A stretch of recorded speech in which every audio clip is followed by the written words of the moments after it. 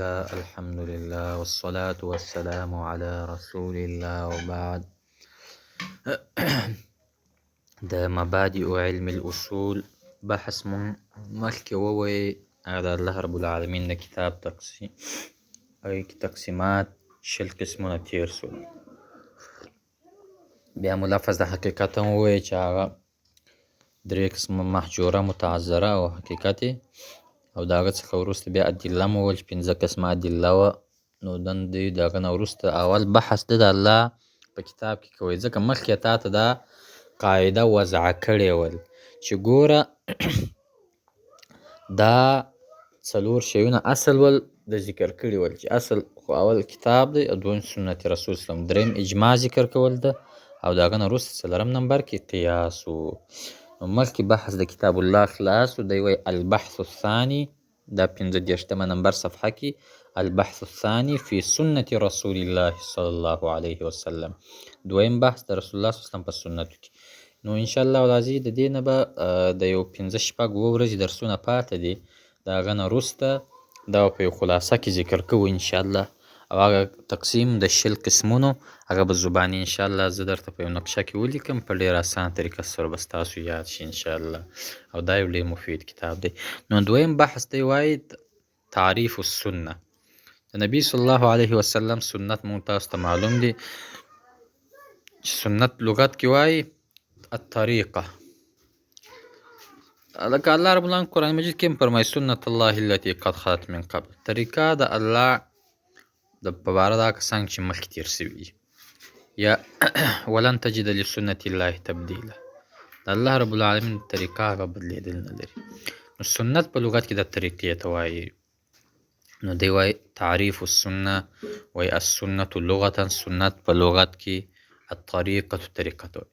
وسنة نبی صلی الله علیه وسلم، سنت د نبی صلی الله علیه وسلم بیا څه دي؟ سنت عام سنت. طریقه ته کې سنت د نبی صلی الله علیه وسلم ما ينسب الیه، هغه دی چې نسب وشي د لره الله رسول اسلام ته من قول د قول، یا ما ينسب قول فعل او تقریر. ما ينسب الیه هغه چې نسبت وشي د الله رسول ته من قول د قول، قولی حدیث وي الله رسول صلی الله علیه وسلم دا ویل. لکه نبی صلی الله علیه وسلم فرمایي چې مثلا بلغوا عني ولو آیه، زمانه ورسوي که سم یو آیت دی، دا حدیث قولی دی. فعلی دی، فعلی احادیث لکه مثلا ابو هریره رضی الله عنه نبی اسلام ما ولیدی چې د مانځه کې د مخه نه هغه دا خپلې ګونډې زنګنونه کېښودل. او دا رقم تقریري حدیث او فعلی حدیث او تقریري حدیث لکه مونږ ذکر کړله چې نبی صلی الله علیه وسلم په وړاندې د نبی اسلام په مخ کې د ماښام د مانځه نه مخکې 2 رکعاته شوي، نبی اسلام په نه انکار نه دی کړی، نو دې ته حدیث تقریري وایي. او دا پرون درس کې مونږ وویل بیان التقریر. بیان التقریر هغه ته ویل کېږي چې د شارع مخې ته یو کار وشي دی ما نفی ونه کړي، نو د هغه څخه مراد بعینه هغه فعل دی. او تقریري یعنې د هغه مخکې یو فعل وشي، یو کار وشي. والمراد بالسنت، مراد په سنت سره هغه دغه ډول ما هغه دی هو شامل چې هغه شامل وي اقوال الصحابه و افعالهم ایضا، سنت د اقوال صحابه او د اقوال یعنی د صحابي و قول او فعل ته هم سنت ویل کېږي. 16 نمبر صفحه. والاقسام العشرون او هغه شل قسمونه التي هغه سبق چې مخکې تیر شو ذکرها ذکر د هغې فی بحث کتاب الله تعالی، فبحث کې د الله د کتاب ثابته فی السنة ایضا، دا ثابت دی په سنت کې دا ډول. یعنی هغه شل قسمونه عام خاص معول مشترک مجمل مفصل او دا رقم دا نور ټول قسمونه چې مونږ تاسو ذکر کړه شل قسمونه وایي. دا چې څنګه د الله په کتاب کې ثابت دي نو په سنت کې هم دا رقم سي. سنت کې هم یو لفظ لکه یو لفظ وي چې د هغه اطلاق کله پر عام کېږي کله پر خاص، کله معول کله حقیقت وي کله مجاز وي کله صریح کله کنایه. وهذا الباب لبیان ما تختص به السنن، خو دا باب هغه باب دی چې په هغه کې بیان کېږي هغه چې خاص وي په سنتو پورې، یعنې د سنت ذکر پکې کېږي. وی وعلم پوشه ان خبر رسول الله صلی الله علیه وسلم، خبر د الله جل شانه د رسول صلی الله علیه وسلم بمنزلة الكتاب فی حق لزوم العلم، دا په منزله د الله د کتاب سره دی یعنې د نبي صلی الله علیه وسلم خبرې بعینه د الله کتاب. ځکه الله رب العالمین فرمایي وما ینطق عن الهوى ان هو الا وحی یوحى. دغه پیغمبر د خپلې خبرې نه د خپله ځانه نه کومه خبره نه کوي مګر هغه چې الله رب العالمین ورته وحی کړي وي. نو د الله رب العالمین د رسول صلی الله علیه وسلم صحیح حدیث صحیح خبره دا د الله رب العالمین د کتاب په منزله او په شکل سره. وعلم پوشه ان خبر رسول الله صلی الله علیه وسلم خبر د الله جل شانه رسول الله بمنزله الکتاب دا په منزله د الله د کتاب سره دی. فی حق لزوم العمل علم والعمل به په حق د لزوم کې یعنی لازم دی علم په هغه سره او عمل په هغه سره. ولې وایي فإن من اطاعه چا چې اطاعت د الله د رسول صلی الله علیه وسلم وکړي فقد اطاع الله ځکه د الله جل شانه اطاعت او من یطیع الرسول فقد اطاع الله. څوک چې د رسول اطاعت وکړي یا د الله اطاعت وکړي لکه الله رب العالمین الا سوا د دینه ان الشبهه یقینا دا شبهه فی باب الخبر په هغه باب د خبر کې یعنی یو خبر یو حدیث د الله د رسول نه راځي هغه کې فی ثبوته من رسول الله صلی الله علیه وسلم په ثابتوالي کې د الله جل شانه رسول صلی الله علیه وسلم ته واتصالي به او اتصال په هغه سره یعنی سند به د الله رسول ته رسه په باب د خبر کې که چیرې د الله رسول صلی الله علیه وسلم ته صحیح سند رسېدلی و نو دا په منزله د کتاب سره ده. او که په هغې کې شبهه وه نو بیا دې کې هغه مشکل شته ځکه د الله جل شانه رسول صلی په حدیثو کې به شبهه نه وي. که شبهه پکې وه نو دا به کله صحیح لغیره وي او یا به دا رقم د ضعیف په درجه کې وي. اقسام السنه دې دلته تا ته د سنت قسمونه کوي چې ګوره سنت چې نقلیږي حدیث چې نقل کېږي د الله جل شانه د رسول صلی نه نو دا به تقریبا 3 قسمونه وي.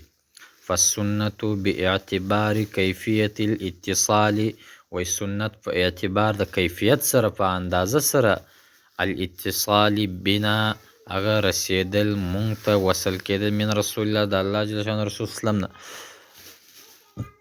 على 3 اقسام پر 3 قسمونه باندې. حدیث 3 قسم متواتر مشهور خبر واحد یا صحیح بل تقسیم صحیح حدیث دی ضعیف دی موضوعی دی. نو دې وجې څخه اصلي قسمونه د احادیثو چې د الله جل شانه رسول صلی الله علیه وسلم ته وصل کېږي نو دا په 3 قسم دی. یو متواتر دی بل مشهور بل خبر واحد. اول تا ته وایي تعریف المتواتر د متواتر تعریف څه دی. المتواتر متواتر چې دی هو ما رواه چې روایت کړی وي دا حدیث قوم یو داسې قوم لا یحصى عددهم چې نه شمارل کېږي عدد د هغوی ولا یتوهم او نه وهم کېږي توافقهم پر توافق د دوی باندې علی الکذب په دروغو باندې. متواتر حدیث حدیث دی چې نبی صلی الله علیه وسلم څخه نقل شوی وي په ډېرو طرقو باندې ډېرو راویانو یو حدیث د الله جل شانه د رسول صلی الله علیه وسلم څخه اورېدلی وي په یو مجلس کې ناست وي د الله رسول صلی الله علیه وسلم یو خبره حدیث بیان کړي او بیا ډېرو صحابو په دغه یو روایت سره دا حدیث نقل کړی نو دې ته متواتر وایي.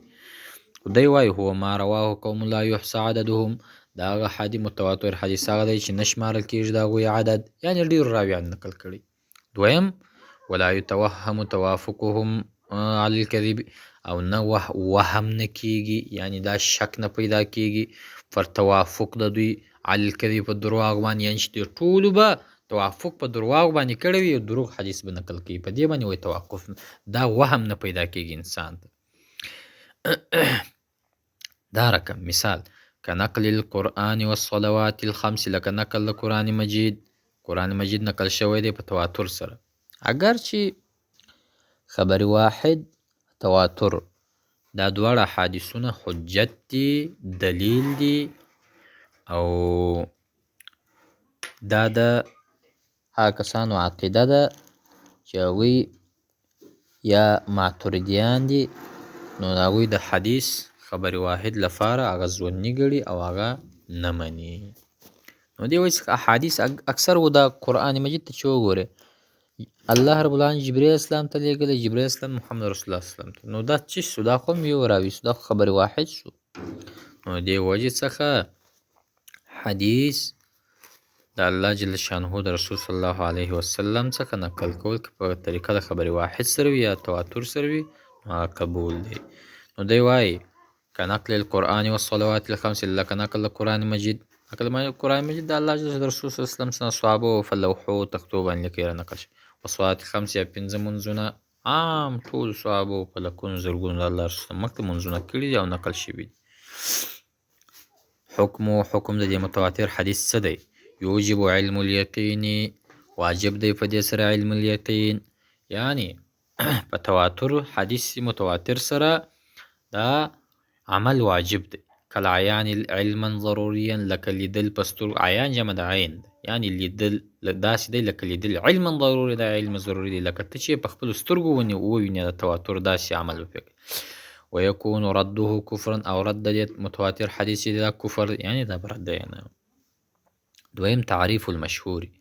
المشهور چې دی هو ما كان من الآحاد في الاصل، اغا داسې دی لکه احاد په اصل کې واحد دی، یعنی خبر واحد دی.